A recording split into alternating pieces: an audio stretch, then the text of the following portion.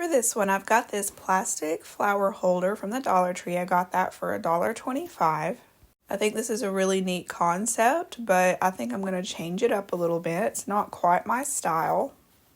To give my paint the best chance at sticking, I'm going to sand the outside of the whole thing. I thought I wanted to paint it cashew at first, but then I changed my mind and switched over to English Ivy Green by Apple Barrel. This will be a free printable in the description box if you're interested. 3 of these are illustrations out of the book Language of Flowers by Kate Greenaway, and she did these illustrations. They're very pretty. And that book is from 1884, so these are in the public domain. And then the other one is the Historic Decatur House. It's a painting from 1822. And that's a historic home in Washington, D.C., a painting of that house. I'm going to be using 2 of the Kate Greenaway's illustrations here for this. I'm just going to Mod Podge 1 on each side of the box. I have this gem mesh, which is just plastic gem ribbon here from the Dollar Tree, and I'm going to give it a base coat of truffle chalk paint and then go over that with the English Ivy Green. I'm going to cut this in half long ways and then use it as trim going around, sort of making a frame around each picture. You can use whatever glue you like to attach the trim. I used Titebond Quick and Thick on one side, and on the other side I just used hot glue. The hot glue worked fine. I got these little box feet off of Amazon. Those will be in my Amazon store. That is amazon.com/shop/craftclassy, and that link is always in my description box. I attached those feet to the box with some E6000. Then I'm going over the trim pieces here with the European Gold Rub and Buff, and I also went along all the edges of the box as well.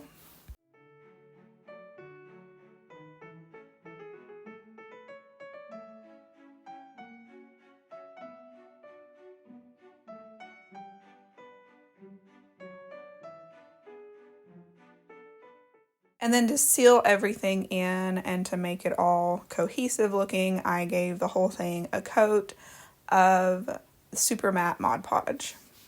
Now you certainly could use this box as intended as a vase for flowers.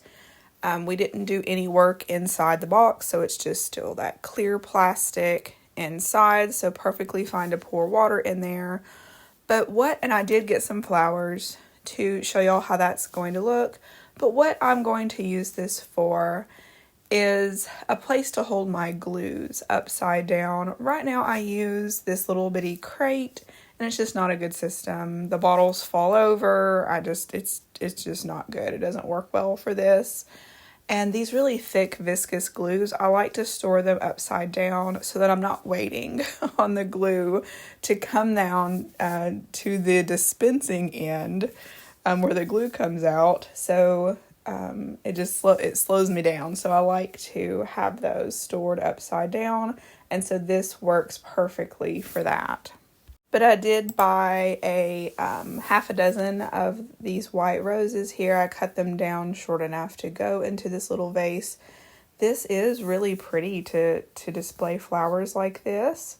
I could see making these customized for, some type of like anniversary party or even a wedding. You could even put pictures of the bride and groom or the couple, like if it's an anniversary party, on there instead of the little, paintings like I used.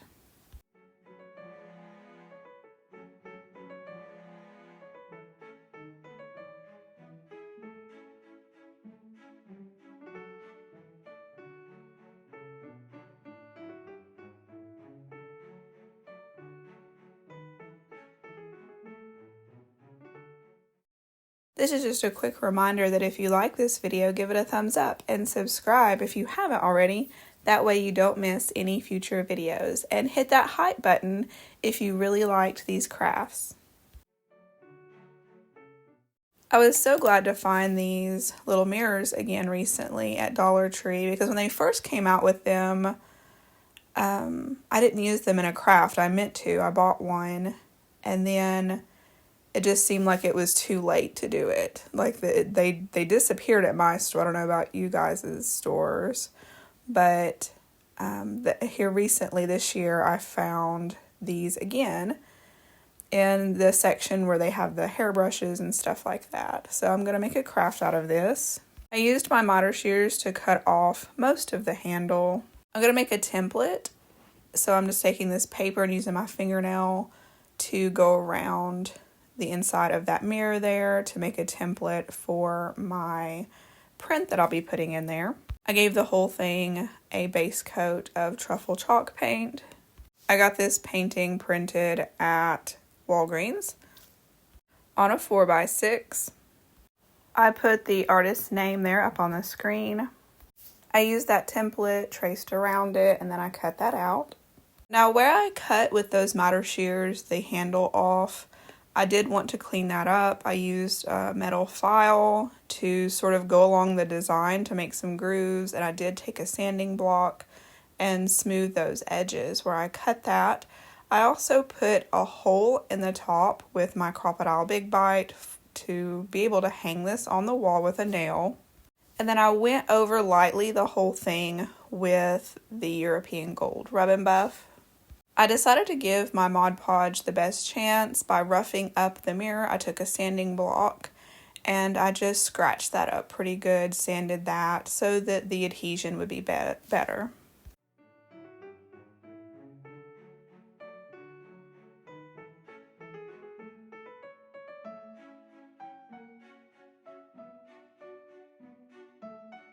Now this is a glossy print, and so I wanted to get rid of that shine, so I went over that with the Super Matte Mod Podge.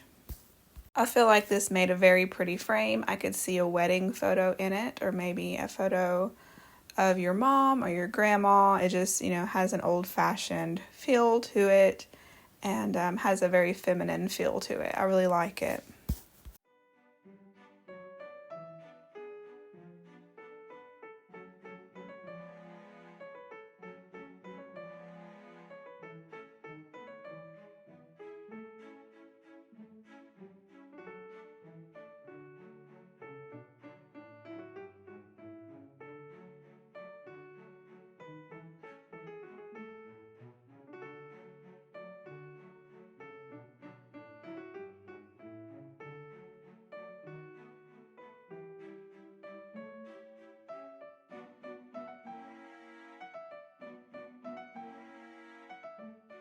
For this one, I have these two 8x10 canvases from the Dollar Tree, $1.25 each.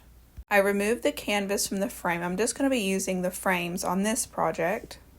I did remove a few of the staples that were easy to remove, but the remaining staples, I just went ahead with my hammer and pounded those in so they would be flush with the wood. I used my Titebond Quick and Thick glue to glue these two frames together, and I faced the sides with the staples. I faced those inside. That way you wouldn't see those anymore. That's where I glued it. I have this pack of paint stir sticks I got from Home Depot, and I'm just going to be using 4 of these. I cut them down to fit inside the frames. And these do have on them printed a ruler. I don't know why they do this. If you want to, if you want to use a ruler, you're going to use a ruler, not a paint stir stick. So a lot of people use these for crafting. So it's just aggravating.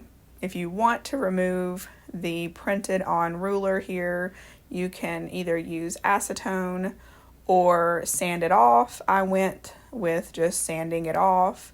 And if there was any that was a little bit left, I was okay with that. You could keep sanding and remove it completely. But for what this is, it wasn't a big deal if you could faintly see those lines. I used my Varathane gel stain. That's a water-based stain. It's pretty odorless. I like using it for crafting. And I'm just going to use that to stain the little blocks. I'm going to use these little square blocks from the Dollar Tree as brackets. So I stained those and the shelves the paint stir sticks themselves. I've got this silicone mold from Redesign that's in my Amazon shop, and I'm just going to use hot glue to mold in here, and then I used the end of my glue gun to clean up any rough edges.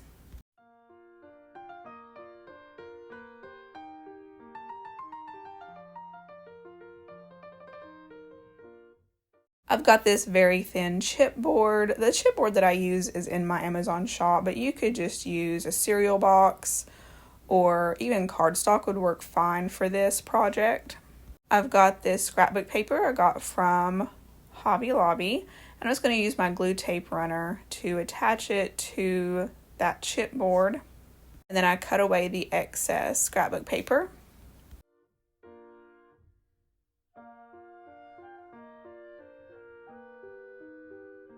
Going to use my staple gun to attach the backing here onto the frame, and I did cut that chipboard down so it would fit on this frame because the chipboard's 8.5 by 11 and the frame was 8 by 10. I put my little shelves into the frame here. This is going to be a shelf for miniatures. I'm going to use these little decorative corners to cover up and hide those little wood blocks. So I made sure that with my spacing that there would be room enough in between the shelves for those little sort of brackets.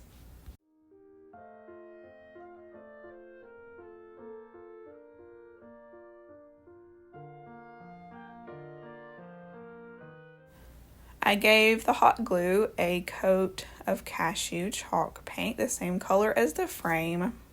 I used E6000 to attach the little metal corners onto the little wooden blocks, covering those blocks up.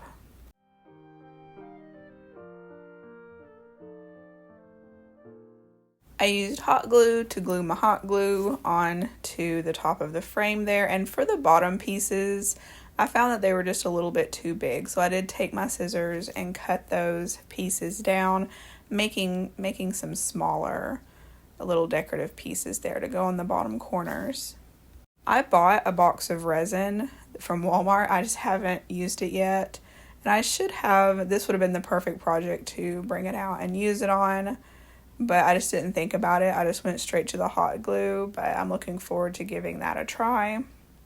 I went over the whole thing with the antique wax, just hitting all, making highlights and hitting all the raised places and all the edges. Anytime I make one of these little shelving pieces for miniatures, you could always take the idea and convert it into a tray for storage, just to make a really pretty tray.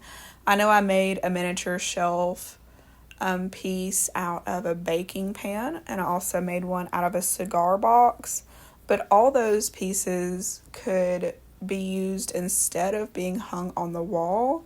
You could use it as a tray to store things as well, and to separate out small items that you need to store.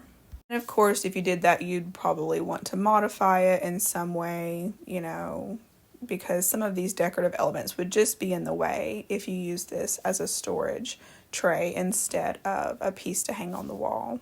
I did use sawtooth hangers for this so that I could hang it on the wall. A paint stir stick also makes a good sized shelf for the smaller bottles of acrylic paint. The 2-ounce bottles that you buy, at any craft store or Walmart. But you, of course, if you wanted to use this for paints for those size bottles, you'd have to take out a couple of those shelves so that you have a taller space so that the bottles would fit.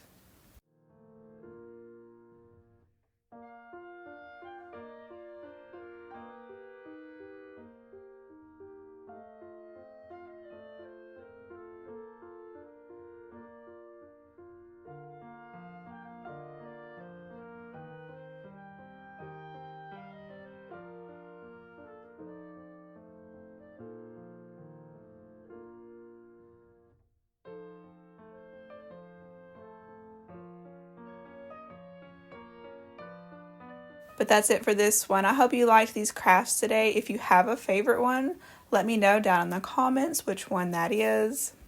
Thank you so much for watching. I hope you have a wonderful day. See you in the next one.